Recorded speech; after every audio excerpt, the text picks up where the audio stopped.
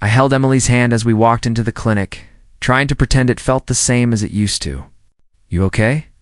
I asked, squeezing lightly. She nodded, but her eyes flicked away. I tried to smile. "We're finally trying again, right? That's what we promised." "Yeah, I know. I just feel tired. Tired of us. Or tired of the process."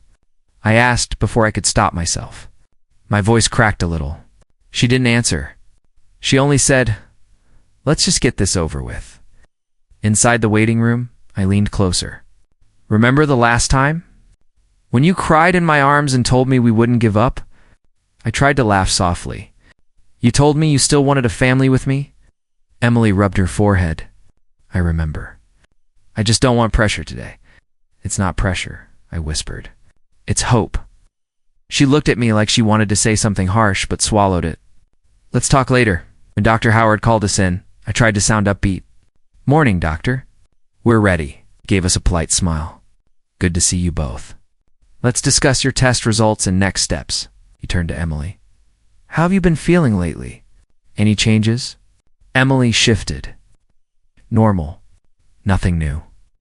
He raised a brow. "You sure?" "Hormonal swings. Irregular cycles." She froze for half a second. I caught it. "Why does it matter?" she asked. "Just routine questions," Dr. Howard said gently. "Your numbers last time were unusual, so I want to be thorough." I asked, "Is something wrong?" "Not necessarily," he replied, "but I need both of you to be open with me. If there have been lifestyle changes, stress, anything significant, it can affect results." Emily cut in. "Can we just move on?" "I'm fine." Her voice was sharp enough that Dr. Howard glanced at me. I shrugged helplessly. He continued with instructions, but my mind kept drifting. I kept replaying her hesitation, her tone, her distance. When the appointment ended, I tried to lighten the mood. "Hey, remember when we used to stop for coffee after appointments?" I nudged her gently. "We joked about naming our kid after the barista." "Ethan, please," she muttered. "I'm not in the mood." I swallowed hard. "I'm just trying to feel close again." She rubbed her arms. "I know, I'm just overwhelmed by what?" I asked. "Me." She didn't respond. On the drive home, I gripped the wheel tighter than I meant to. "Emily, do you still want this? Us? A baby with me?" She turned toward the window. "Can we not do this in the car?" "That's not an answer," she exhaled shakily. "I don't know what I want right now." Nice. Those words sliced through me. I almost pulled over. "What do you mean you don't know?" "We've wanted this for years," she whispered. "People change, Ethan." I stared at her profile. Did you? Did you change away from me?" "Please just take me home," she said. "I can't do this conversation." So I drove in silence, my heart beating like I was bracing for an accident. When we reached the house, she stepped out quickly, but I grabbed her hand before she walked inside. "Talk to me. Don't shut me out." "I'm not shutting you out," she said softly. "I'm just scared of what?" "Of trying again," she whispered. "Of hurting again." I moved closer. "Then let me be scared with you." "That's what a marriage is," she shook her head. "Not everything can be fixed by talking." "But we promised," I insisted. "You told me we'd try." "You held my hand and said we'd face the next attempt together." Tears filled her eyes, but she looked away. "Just give me time." I let go because I didn't know what else to do. "Okay, take the time you need. Just don't leave me behind in your silence." She nodded weakly and walked inside, leaving me standing at the doorway like a stranger to my own home. Minutes later, I heard her call my name softly. When I stepped into the living room, she walked toward me slowly, almost uncertain. Then she wrapped her arms around me. "I'm sorry," she murmured. "I'm trying. I really am." I held her tight. "Then try with me." She pressed her face against my chest.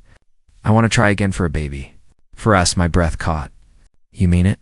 She nodded against me. "Yeah, I'm ready."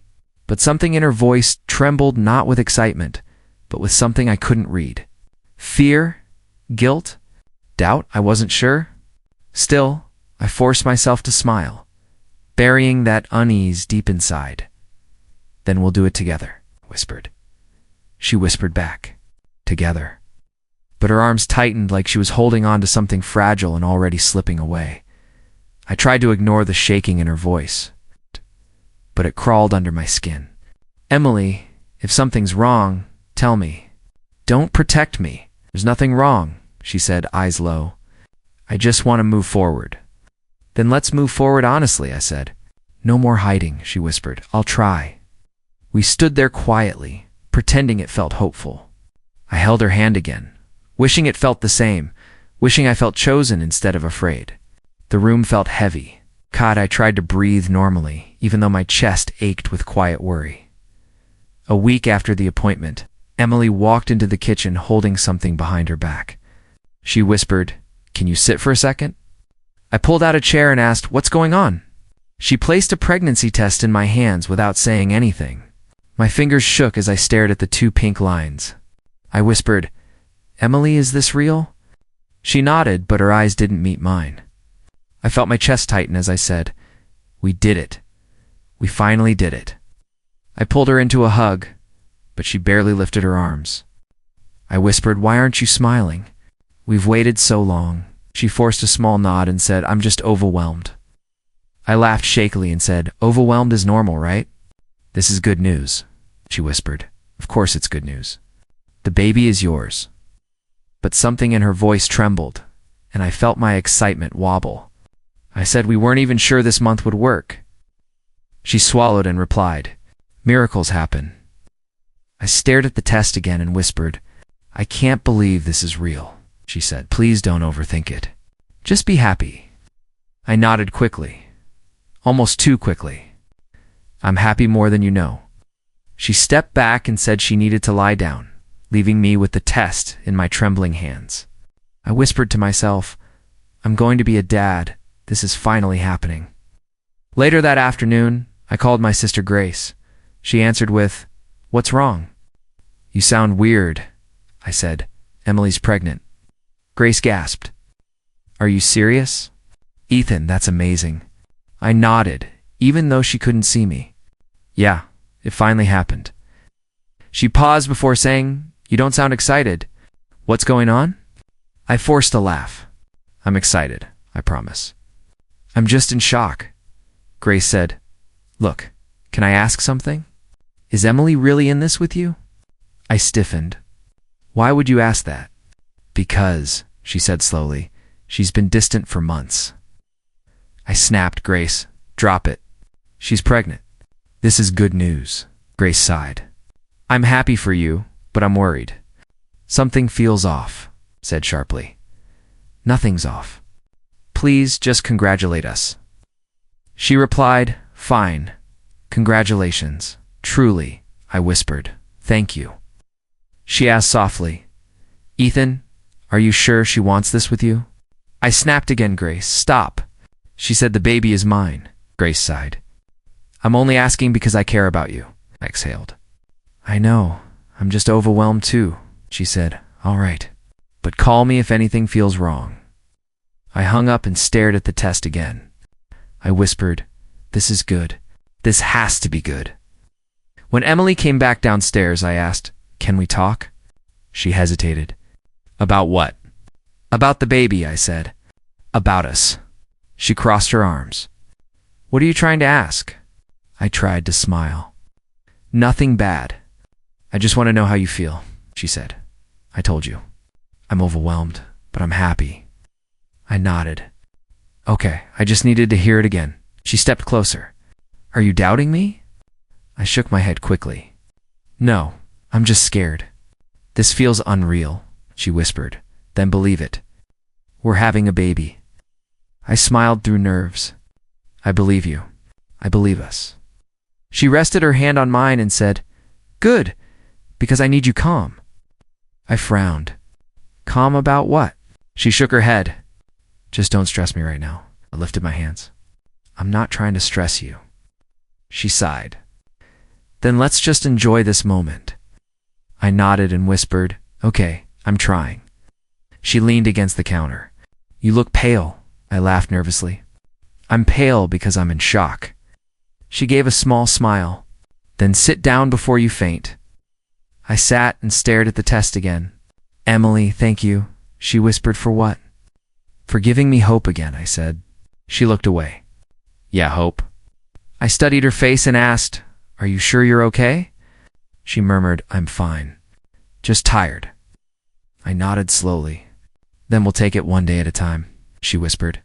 That's all I can handle right now. I forced a smile and said, I'm here, always for you.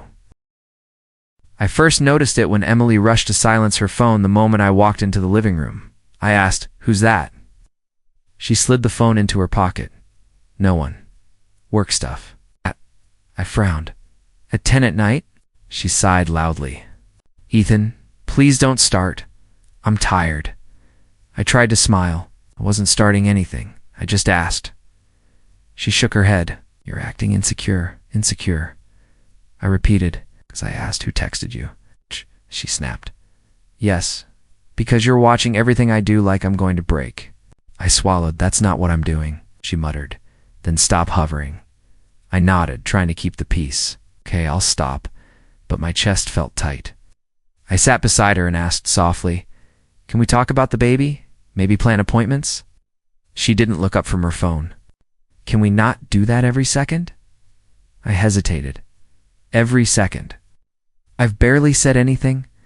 She rolled her eyes. You're stressing me, I whispered. I thought planning was something we'd do together. She shot back. Not when you're in this weird emotional state. I went quiet. I'm excited, I said, and scared, she muttered. Then try not to smother me with it. I looked at her carefully. You don't seem excited at all? She finally looked up, irritated. Just because I'm not jumping around doesn't mean I'm not happy. Stop analyzing me, I murmured. I'm trying to understand you, she snapped again. Well, you're doing the opposite. Later that afternoon, I stepped outside to clear my head. Mrs. Bennett, our elderly neighbor, waved from her garden. Ethan, dear, congratulations are in order, she said. I forced a smile. Thank you. We're still adjusting. She leaned closer. I meant to tell you I saw Emily last week. She looked lovely. I nodded. She goes for walks a lot. Mrs. Bennett shook her head. Oh no, she wasn't walking. She was in a car. A man was driving. My stomach tightened. A man. She nodded cheerfully. Yes, a tall one, dark hair. I assumed a coworker. They seemed close. I tried to breathe normally. Close how? She shrugged. Just talking, dear. But she did seem flustered when she saw me. Maybe running late? I forced a smile. Right, probably work. She patted my arm. You kids work so hard, try to rest. When she walked back to her roses, I stood frozen. A cold twist ran through my gut. I whispered, she said she was at the store that day. My hands shook slightly. Maybe Mrs. Bennett misread it, I muttered. She's old. Maybe she saw wrong. But something inside me whispered the truth I didn't want to hear. When I went back inside, Emily was on the couch again, phone in hand. I asked, were you with someone last week? She looked up sharply. What? I said carefully. Mrs. Bennett mentioned she saw you in someone's car. Emily laughed in a forced way. Oh my God, Ethan. You're listening to neighborhood gossip now, I whispered. Just tell me if it's true. She stood up.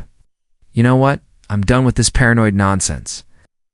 I reached for her arm. Not accusing you. She pulled away. You're accusing me by asking. I was with Lily from work. She gave me a ride. Happy now? Why didn't you say that before? I asked. She glared. Because I knew you'd twist it into something ugly. Can you trust me for once? I said softly. I do trust you. I'm just scared because things feel different. She crossed her arms. They feel different because you're acting different. I'm acting different because you're hiding things, I whispered. Her eyes narrowed. If you keep pushing me, I'm going to lose my mind. I held up my hands. Okay, I'll stop. No. I don't want to fight. She turned away. Good, because I can't do this stress. I sat on the edge of the couch. Emily, I love you. She hesitated before saying, I know. That night, while I lay in bed trying to calm the storm inside me, She walked in quietly. "Can I lie beside you?" she asked. I nodded. She slid under the blanket and placed a soft kiss on my forehead. "I'm sorry," I snapped, she whispered. "I'm just tired. It's with everything." My throat tightened. "We can get through anything," I said. "You don't have to hide from me," she murmured. "I'm not hiding." But the kiss felt wrong, gentle, but distant. Like she was trying to convince me of something she didn't believe anymore. As her breathing slowed beside me, I stared at the ceiling, unable to shake the feeling that the first lie had already slipped between us. I kept telling myself I wasn't going to look at her phone.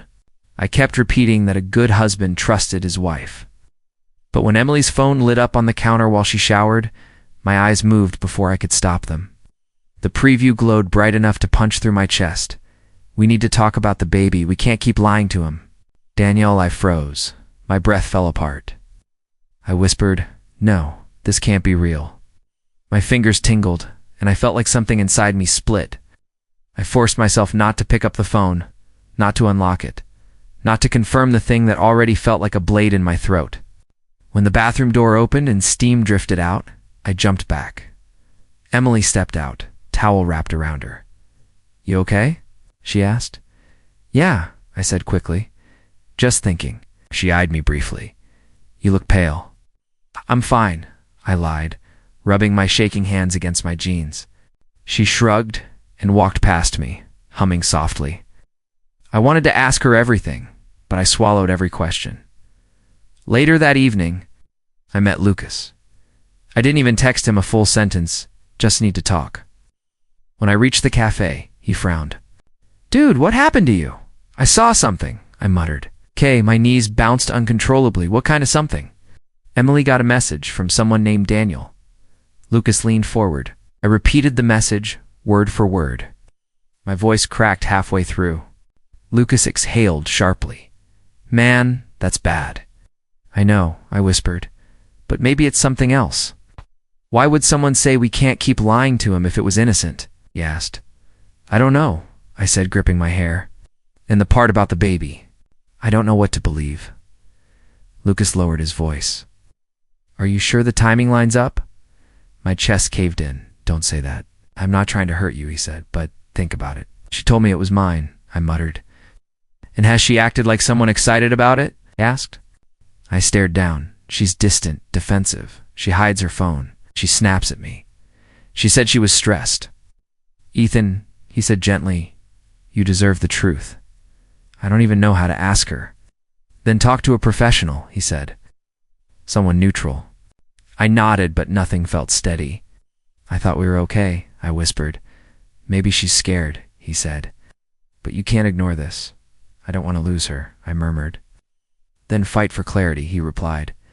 When I left the cafe, I walked home slowly, feeling like my heart was dragging behind me. Every step felt uncertain. When I entered the house, Emily turned toward me with a bright smile. "You're home late." "Yeah, Lucas needed help with something," I lied. She wrapped her arms around me, holding me tightly. "I missed you." I closed my eyes. "I missed you too," I whispered. She kissed my cheek. "You okay?" "Yeah," I said again. "Just tired." Yes. She rested her head against my chest, unaware that my world had shifted. I held her because I didn't know what else to do, because letting go felt like falling into something I wasn't ready to face. I stood there holding her, trying to steady my breathing. She whispered, "You're trembling," and I forced a laugh. "Long day," I said. She stroked my back gently, and I hated that the touch I once loved now filled me with fear. She filled the kettle in silence. I watched her silhouette and felt something cold settle inside me. I wanted to ask, "Who is Daniel?" But the words refused to move. "You don't seem excited," she said quietly. "I'm tired," I murmured. She nodded, though her eyes flickered away. When she handed me a mug, I barely noticed its warmth. "Ethan," she whispered, "you're scaring me. I'm fine. You're not." I looked at her, searching for certainty. "Are you being honest with me?" I asked. She froze. "About what?" "Everything." Fear flashed in her eyes before she forced a smile. Of course, I swallowed hard. "Okay." She leaned her head on my shoulder, let her even as doubt tightened inside me. In that moment, I wished she would just tell me the truth, whatever it was. I wanted her to break the silence, to give me something real to hold on to. Instead, she tightened her grip on my arm and said nothing. The quiet between us felt heavier than any argument. I tried to steady my breathing, tried to believe her smile, but doubt kept rising like a tide I couldn't stop. I wondered if she could feel my heart racing, or if she was pretending not to notice. Tonight, I sat on the edge of the bed, my throat tight as I watched Emily fold her towel, her hair dripping onto the floor. "Emily," I whispered, trying to steady myself. "I need to ask you something, and I need you to tell me the truth." She froze, giving me a confused look that only made my stomach twist harder. "Who is Daniel?" She blinked fast. "What? Who?" "Daniel," I repeated, my voice shaking. "Don't pretend you don't know the name." She frowned deeper. "You're being paranoid again." "I don't know any Daniel. What is this?" I swallowed, the bile rising. "Stop lying to me." "I'm not lying," she snapped, crossing her arms. "Why are you doing this? Did someone tell you something? Are you picking a fight for no reason?" "Then explain this," I said, lifting her phone with trembling fingers. I unlocked it and held out the message. "Explain why he said you need to talk about the baby. Explain what lies you're keeping from me." Her face drained of color. She stumbled backward, hitting the dresser. No, that's not. Tell me the truth." She shook her head violently.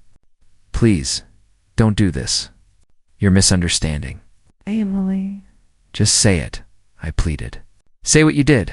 She covered her face, her breath breaking. "It was one mistake," she whispered, sliding to the floor. "I swear it was just one mistake." My chest caved in. "When, months ago," she choked. "When we had that horrible fight, I went out. I was angry. He was there. It just happened. It just happened." I repeated, the words barely leaving my throat. "Emily, you weren't drunk. You didn't lose control. You made a choice." "I know," she cried. "I know, and I hate myself for it. I should have told you. I should have said something. Ty didn't want to lose you." Pressed my hands against my skull, trying to stop the pounding. "And the baby?" She hesitated. That hesitation shattered something inside me. "It's probably yours," she whispered. "Probably," I repeated, my vision blurring. "You're telling me my child might not be mine?" "No," she insisted, crawling toward me. "I didn't mean it like that. I don't know dates perfectly. But I think it's yours." "I'm almost sure." "Almost sure," I said, the words burning. "You destroyed us with almost," she sobbed, grabbing my hand, but I pulled it back like her touch burned. "I love you," she begged. "Please don't walk away. Please don't shut down. I'm telling you because I want to fix this." "You didn't tell me," I said. "I found out by accident. I found out because he messaged you.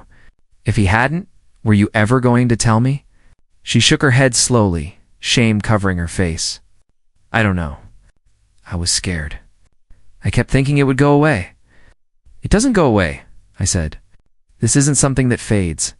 This is a wound you made, and now you want me to pretend it's nothing?" She cried harder, but her tears did nothing to ease the nausea spinning inside me. I felt like the floor was tilting, like the room wasn't real. Every word she said drove another knife deeper. "I didn't mean to hurt you," she said, "but you did." Silence filled the room, heavy, sickening, final. I stood up slowly, my legs weak. "I need air." "Please don't go," she begged. "We can talk. We can figure this out." "I can't even breathe right now," I said before walking out. The hallway felt colder. The house quieter than it had ever been. My phone buzzed as I stepped outside. Claire's name lit the screen. I answered, hoping for something, anything, to ground me. "Hey," she said softly. "Are you home?" "No," I muttered. "What's going on?" She hesitated. I heard her breathing shake. "I need to tell you something, but you can't get mad at me." My chest tightened again. "Claire, what is it?" "It's about Emily," she whispered. My stomach dropped. "What about her?" I knew she confessed, her voice trembling. I knew she slept with someone. I didn't know his name, but she told me months ago. She begged me not to say anything. I didn't want to betray her, and I thought she'd tell you eventually. You knew, I repeated, feeling the world bend. Claire, you knew and you said nothing? I'm sorry, she cried. I didn't want to get involved. I thought it would make things worse. You think hiding it made it better? I snapped.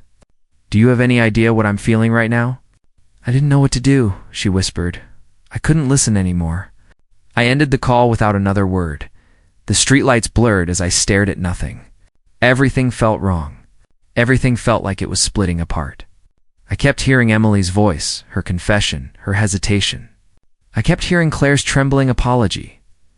My marriage, my trust, my future, everything I believed and felt like it had shattered in my hands. I didn't know if any of it could ever be put back together again. I stood outside, breathing hard, trying to calm the shaking in my hands. The cold air stung my face, but it kept me upright. I didn't know how to face her again, or what tomorrow would look like. Only that everything had changed in ways I couldn't explain. Emily grabbed my arm the moment I stepped inside. Please don't walk away again, she whispered. I kept my eyes on the floor because looking at her hurt too much. I can't lose you, Ethan. Her voice shook, and I felt something twist in my chest. I'm not walking away, I said quietly, but you need to tell me the truth. I already did, she insisted.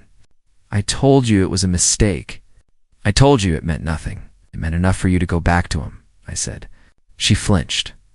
It meant enough for him to think he has a say in this baby. That's not true, she said quickly.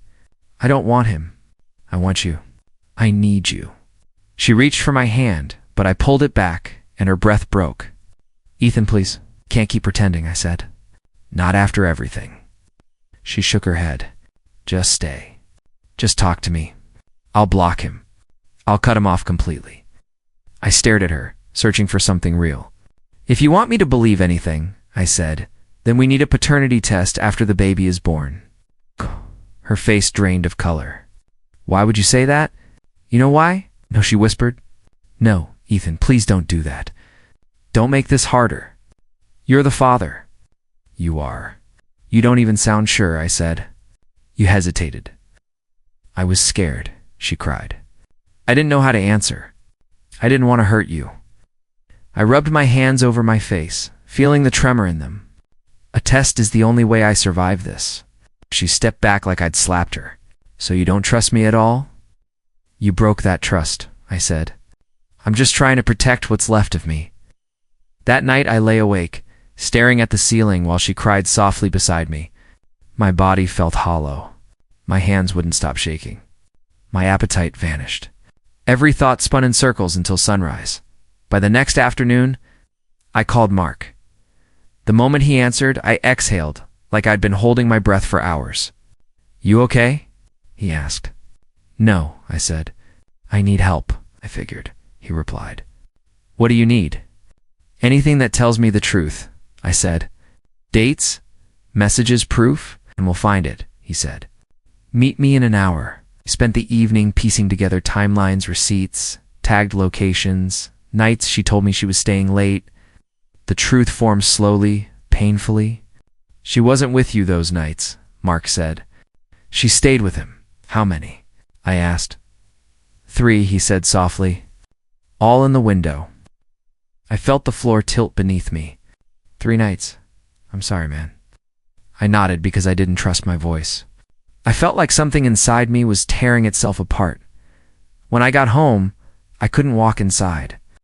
I sat on the stairs, breathing shallowly, trying not to collapse.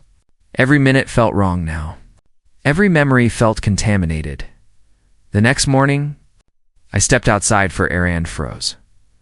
Daniel leaned against the wall near the entrance. Hands in his pockets, that smirk on his face like he already knew everything. Tough week? He asked. Leave, I said. He shrugged. Relax. I just came to talk. There's nothing to talk about. Oh, I think there is, he said. Emily told me you're asking for a test. I clenched my jaw. That's not her business to share with you? She shares plenty with me, he said lightly. Something inside me snapped, Stop. He stepped closer. She loves me more, you know? I'm not doing this with you, I said, turning away. Come on, he laughed. You really think this baby's yours? I spun around, fists clenched. He raised his eyebrows, amused. For a second, I wanted to hit him, wanted to break something. Anything, but I forced myself to step back. You're not worth it, I said, my voice shaking. He smirked again. We'll see. I walked away, every muscle burning. My heart thrashed against my ribs. I didn't stop until I reached my door. When I finally went inside, I closed the door and leaned against it, breathing hard. Emily rushed toward me. Where were you? She asked. Outside, I said. You look pale, she whispered. Talk to me. I'm setting boundaries, I said quietly. I need space. She blinked, stunned. Space. Ethan, I said, I'm choosing you. Chose him too, I said. And I'm the one living with the consequences. Tears slipped down her cheeks. What do you want me to do? I don't know, I said. I'm trying to figure out what I even feel anymore. She reached for me again, but I stepped back. Please don't, I whispered. She froze, arms falling to her sides. I'm not leaving, I said. But I can't be who I was yesterday. I walked past her into the bedroom and sat on the edge of the bed. My hands shook so badly I had to press them against my knees. For the first time since this nightmare began, I felt something shift inside me, not strength, not anger, but a small, painful spark of self-protection. I wasn't healed. I wasn't okay. But I was finally drawing a line. I didn't know what came next. But I knew saving myself had to start with admitting how much this pain was changing me inside. When Hannah called me, her voice shook like she wasn't sure if she should even be talking to me. She said, I know you don't know me, but I'm Daniel's ex. And I think you need to hear something before it hurts you worse. I remember asking her why she cared. And she told me, because I've been where you are. And I wish someone warned me before everything collapsed. I stayed silent, gripping my phone, waiting for her to continue because a part of me already feared the worst. Her pause felt heavy and pulled the air from me. Then Hannah said, Daniel lies for sport, and he cheats because attention keeps him alive. He chases women who already belong to someone, because he likes watching good men fall apart. I felt my stomach twist as she continued. He's been bragging at work that the baby will look just like him. I whispered, asking if she was sure. And she sighed, telling me she heard him herself. Hearing that made something inside me crack, because those words sounded exactly like something Daniel would say. I thanked her, though it felt strange thanking someone for breaking me open that way. After the call, sat on the edge of my bed trying to steady my breathing. Emily knocked on my door, asking why I looked so pale. I told her we needed to talk, and she kept repeating, please don't scare me like this. When I told her what Hannah said, she froze, staring at me like she'd been caught between truth and denial.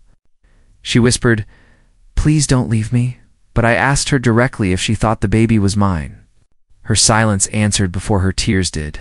I felt everything inside me go dangerously still that night. Emily grabbed my hands, begging me to believe she never meant for any of this to happen. She said, I was lonely, and you were distant, and I made the worst mistake of my life. I told her loneliness wasn't an excuse for betrayal, and she broke down harder, insisting she didn't want Daniel, only me. When I said I couldn't raise a child that might not be mine, she whispered that I was the better man and begged me to stay anyway. Hearing that didn't comfort me. It only made me feel like she saw me as a shield. I walked out before she could say anything else, because staying there felt like drowning in promises that couldn't change the truth. Outside, the air tasted sharp, and my heartbeat felt out of rhythm. Mark found me sitting on the building steps and asked what happened. When I told him, he nodded like he'd expected it, and said he'd help me gather whatever proof I needed. He showed me messages and timelines that confirmed Emily spent nights with Daniel during the exact window that mattered. Seeing everything lined up made denial impossible, even if I wanted to cling to hope. Later that night, when I walked back toward my building, Daniel was standing near the entrance with that infuriating smirk on his face. He said, I hear things are getting messy. Maybe you should accept that Emily loves me more. I stepped closer, telling him he didn't know anything about love, and he laughed like the whole situation entertained him. For a moment I wanted to hit him, but I forced myself to walk past because giving him that satisfaction would only make things worse. He called after me, but I didn't look back. Not even once that whole night. Inside my apartment, I finally let myself feel the weight of everything. My heart didn't ache anymore. It felt numb, like something inside me shut down to survive. I told myself, you can't save anyone who keeps choosing chaos. And the words sounded truer than anything Emily ever promised. I washed my face, sat on the floor, and listened to my breathing until it steadied. For the first time, I didn't think about fixing anything. I thought about protecting myself. Choosing myself felt strange, almost unfamiliar. But it also felt like the only decision that wasn't built on pain alone. That night didn't bring clarity, but it brought a kind of quiet I hadn't felt in months. I sat near the window, watching the streetlights blur, and I whispered to myself that walking away didn't make me weak. It meant I was finally listening to the part of me that kept breaking. Emily called several times, but I let the phone ring, because every answer I'd ever given her cost pieces of me I couldn't afford to lose anymore. I wasn't healed, and I wasn't sure when I would be, but choosing myself felt like the first step forward today. I sat alone in my apartment that evening, feeling the strange calm that had slowly returned since Emily moved out. When she left to stay with her friend, I finally felt space to breathe again. I kept telling myself, one day at a time, and somehow the days began to feel lighter. Still, I didn't expect her to show up tonight. When I heard the knock, I sighed. "Who is it?" I called out. "It's me," Emily said, her voice shaking. I opened the door and saw her standing there with swollen eyes. "What happened now?" She stepped inside without waiting. "Daniel won't talk to me," she cried. "He blocked my number. He hasn't come to work. Everyone at the office is spreading rumors." Claire screamed at me and told me to stop dragging her into my mess. I leaned against the wall. "That sounds rough, but what do you want from me?" "I don't have anyone left," she whispered. "You were always the one who listened." "Emily, I asked for space because I needed it," I said quietly. "I'm trying to rebuild my life." She wiped her face. "I know, but I didn't think everything would fall apart this fast. I thought Daniel cared." I let out a breath. "You knew what he was." "No," she insisted. "I thought he loved me. But today he told me he wants nothing to do with the baby." My stomach tightened, but not from fear anymore. "So he walked away." She nodded weakly. "He said it isn't his problem and that I should deal with it."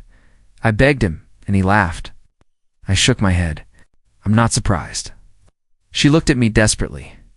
"What do I do? How am I supposed to handle this alone?" "You should start by accepting the truth," I said. "Daniel isn't going to magically become a better man." She took a shaky breath. "I thought you might still want to be involved." I felt a calm clarity settle over me. "Involved how?" She looked at me like she already knew the answer. "Maybe you could still be the father. You always wanted a family. You always said you'd love any child you raised. You're the better man." I stared at her. "Emily, you're asking me to raise a child that might not even be mine. Doesn't matter whose it is," she said quickly. "You're kind. You're stable. You know how to love." I shook my head slowly. "It matters to me. And even more than that, I can't build my life on lies." "It isn't a lie if you choose it," she argued. "It is if I'm the backup plan," I said. "And that's exactly what I am right now." She covered her face. "Please don't say that. I messed up, but I never wanted to lose you." "Well, you did," I said softly.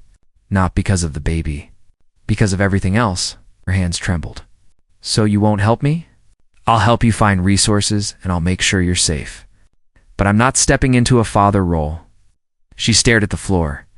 "I really lost you." "You did," I said. "And maybe it's time you finally understand why." She backed toward the door. "I'm sorry," she whispered. "I hope you mean that," she said.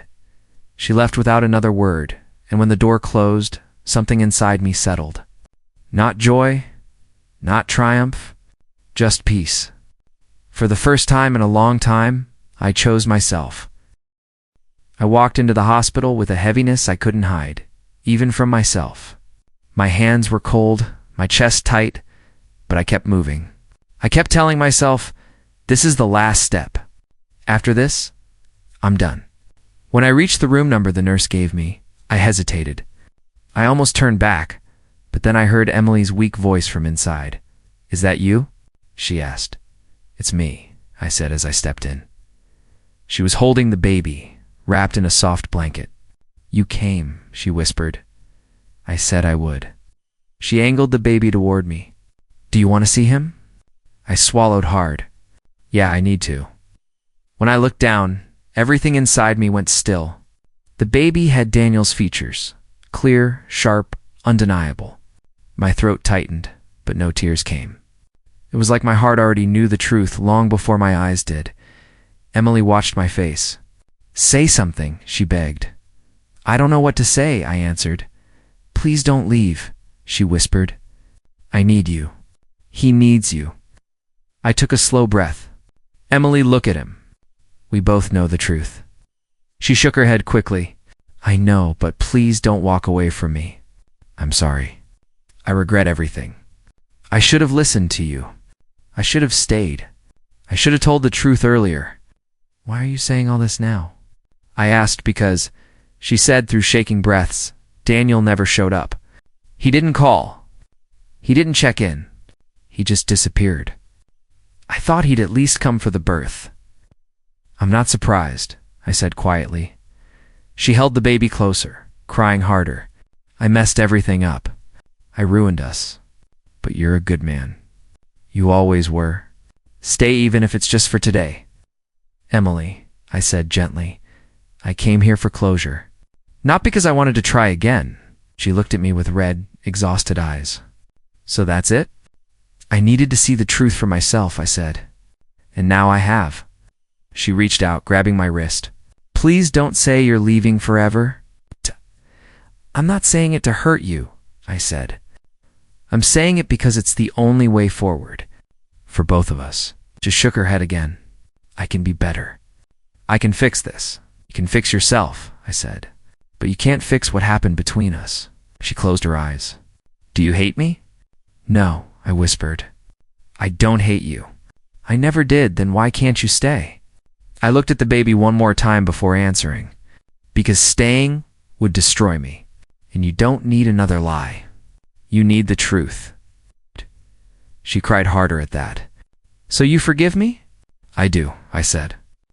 "But forgiveness doesn't mean I have to return." She let go of my wrist slowly, like she was finally understanding. I never thought this would be the ending. Neither did I. For a moment, there was only silence between us. The kind of silence that settles in when there's nothing left to fight for. I took one step back, then another. Emily looked at me like she wanted to stop me again, but she didn't move. She just watched. "Take care of yourself," I said. "You too," she whispered. I stepped into the hallway and felt my chest loosen just a little. As I walked toward the exit, each step felt lighter than the last. I pushed through the hospital doors and into the cool evening air. The sky was fading into soft colors, quiet and peaceful. It's like the world was telling me to breathe, and I finally did. For the first time in months, the air felt clean. My shoulders dropped, and something inside me shifted. I didn't win her back. I didn't fix the past. I didn't rewrite the story, but I won myself, and that was enough.